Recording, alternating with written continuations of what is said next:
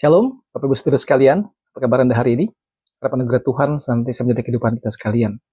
Syukur kepada Tuhan memimpin hidup kita sampai pada hari ini, datang dan mendengarkan pelayanan dari Partner Channel Ministry. Kiranya renungan-renungan disampaikan boleh menjadi kekuatan buat kita. Silahkan boleh subscribe channel ini, kemudian like, berikan komentar, juga bagikan kepada orang-orang lain. Lalu kita sudah dalam beberapa waktu terakhir sudah membahas 6 mujizat dari Tuhan Yesus sebelum ini. Apa respon kita? Saudara, jangan sampai kita salah fokus dengan semua fenomena-fenomena yang terjadi sehingga kita bisa lupa apa yang menjadi inti dari kehidupan kita. Pembahasan mujizat berikut ini yang hari ini akan kita renungkan juga mengajar kita untuk jangan sampai kita jadi salah fokus dalam hidup kita. Mari kita berdoa terlebih dahulu. Tuhan, kami bersyukur buat berkat Tuhan kepada hidup kami semua sampai hari ini. Kami terus merenungkan firman Tuhan dan kami rindu firman Tuhan mengisi kehidupan kami. Menjadikan kami seorang yang makin hari makin jadi murid Kristus. Terima kasih ya Tuhan. Dalam nama Tuhan Yesus Kristus kami bersyukur, kami berdoa. Amin. Kita melihat dari Markus pasal yang kedua, saudara, saya bacakan ayat 1 sampai yang ke-12. Judulnya adalah orang lumpuh disembuhkan. Kemudian sesudah lewat beberapa hari waktu Yesus datang lagi ke Kapernaum, percayalah kabar bahwa ia ada di rumah. Kedatanglah orang-orang berkerumun sehingga tidak ada lagi tempat. Maka di muka pintu pun tidak. Serta ia memberitakan firman kepada mereka. Ada orang-orang datang membawa kepadanya seorang lumpuh digotong oleh 4 orang. Tapi mereka tidak dapat membawa kepadanya karena orang banyak itu. Lalu mereka membuka atap yang di atasnya. Sudah terbuka, mereka menurunkan tilam tempat orang lumpuh itu terbaring. Yesus melihat iman mereka, berkata kepada orang lumpuh itu, "Hai anakku, dosamu sudah diampuni."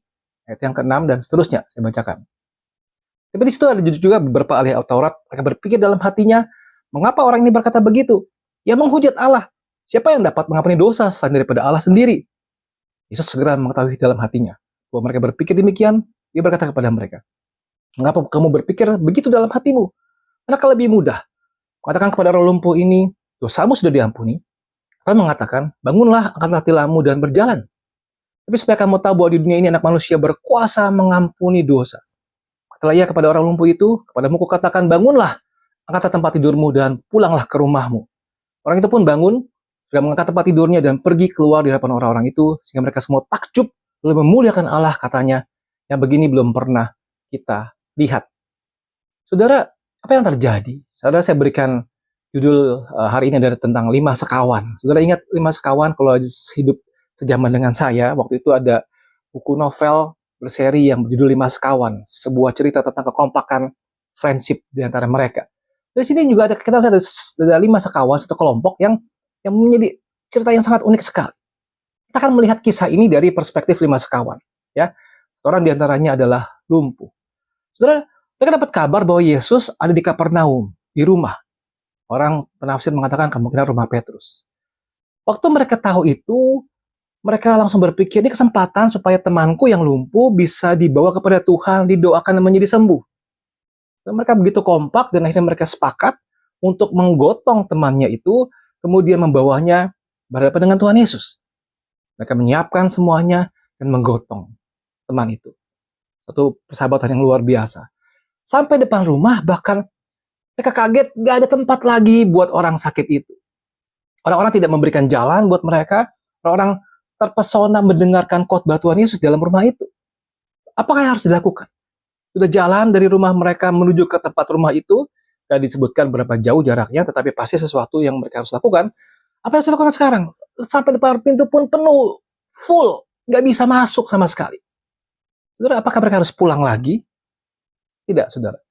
Apa yang terjadi di situ? Saya melihat, saudara, keempat teman itu punya beberapa hal yang luar biasa. Yang pertama, mereka punya belas kasihan. Mereka belas kasihan kepada temannya yang lumpuh itu. Mereka punya iman bahwa, yuk kita ajak teman kita menghadap Tuhan Yesus supaya disembuhkan. Mereka persisten, mereka pantang menyerah, saudara. Mereka kreatif, muncul ide masuk lewat atap. Mereka berani, mereka ambil resiko, mereka pelan-pelan naik ke atas, menggotong tilamnya, kemudian bongkar gitu ya atapnya. Mereka rela berkorban, kemudian menurunkan temannya. Saudara, ini satu hal yang sangat heboh, luar biasa. Luar biasa heboh. Apa kira-kira respon orang-orang? Orang-orang mestinya merasa marah dan terganggu, bukan? Karena pada waktu itu atap rumah tidak seperti kita yang sudah seperti ini ya. Waktu itu dengan mudah bisa orang menggali, mengkorek-korek, dan kemudian membuat celah di situ dan menurunkan orang lain dari situ. Itu pasti sebuah cerita yang sangat menghebohkan sekali. Orang lagi seru-seru dengar khotbah, tiba-tiba ada interupsi yang luar biasa. Orang pasti merasa terganggu dan marah. Setelah turun, lihat ada seorang yang lumpuh. Sudah, apa respon Yesus? Dia berkata, "Hai anakku, dosamu sudah diampuni." Yesus melihat teman-temannya dan dia mengampuni dosa teman itu. Saudara, apa ekspektasi mereka? Mereka berharap sampai sejauh itu masukin temannya dari atap. Mereka berharap temannya didoakan dan disembuhkan. Loh, kok begitu ketemu Tuhan Yesus, respon Yesus berbeda. Tidak menyembuhkan, dia langsung berkata, dosamu sudah diampuni. Orang banyak berpikir, harusnya ditegur ini orang nih. Ini 5 orang yang kurang ajar nih. Tapi yang Yesus lakukan adalah apa? Lakukan sesuatu hal yang di luar ekspektasi mereka. Yesus berkata, dosamu sudah diampuni. Lalu Taurat, yang paling mengerti Taurat pada waktu itu berasanya seperti ini. Ini orang nih, Yesus ini, menghujat Allah. Siapa yang bisa mengampuni dosa selain Allah? Saudara, Yesus tahu pembicaraan dalam hatinya, pergumulan dalam hati ahli Taurat itu. Dan dia berkata begini, mana lebih mudah untuk mengatakan, dosamu sudah diampuni, atau bangunlah, angkat hatimu dan berjalanlah. Ini pertanyaan retoris, saudara. Pertanyaan retoris, serba salah ya. Mana yang lebih mudah untuk dikatakan? Saudara, kalau mengatakan bangunlah tilam berjalanlah harus ada buktinya kan. Tapi kalau ngomong soal dosamu sudah diampuni, gak ada buktinya. Bagaimana cara orang tahu dia sudah diampuni? Ini pertanyaan yang sangat sulit sekali dan orang Taurat tidak bisa menjawab pertanyaan itu. Karena jawab yang manapun berarti mengakui Yesus adalah Allah.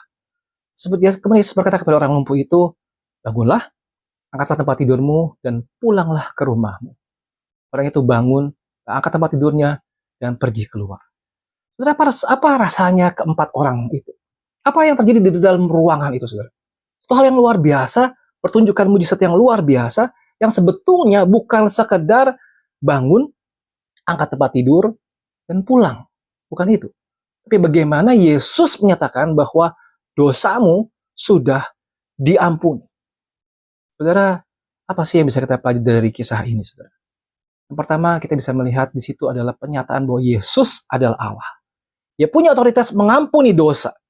Dia punya otoritas menyembuhkan sakit penyakit.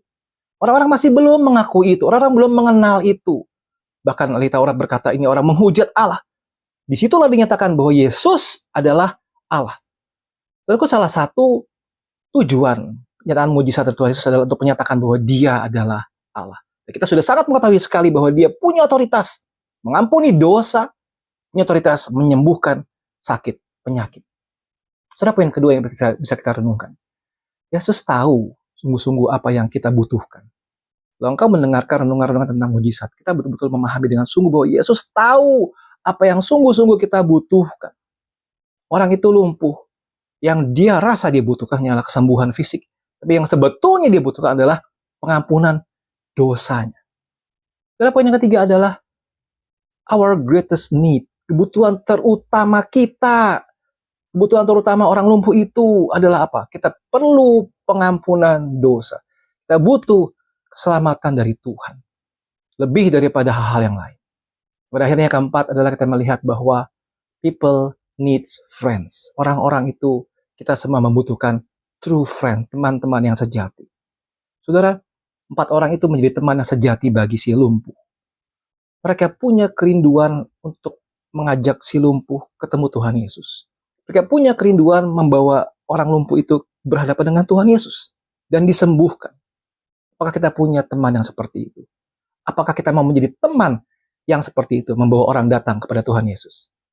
Saudara, di akhir renungan ini, dari perspektifnya, point of view-nya, 5 sekawan tadi, saudara, saya mengatakan begini. Apa sih sebetulnya one thing in our life?